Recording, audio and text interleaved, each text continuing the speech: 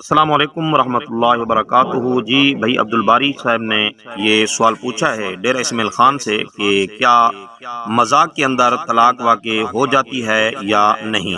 تو جی جواب یہ ہے کہ حدیث پاک کے اندر اس طرح آیا ہے کہ ثلاثن جدہن جد و ہزلہن جد، فرمایا کہ تین چیزیں ایسی ہیں کہ وہ مذاق کے اندر کی جائیں تو وہ واقع ہو جاتی ہیں، اور اگر سیریس طور پر کی جائیں تو وہ واقع ہو جاتی ہیں۔ تو ان کے اندر یہ تین چیزیں بیان فرمائی گئی ہیں، فرمایا النکاح والعتاق والطلاق او کما قال علیہ الصلوۃ والسلام۔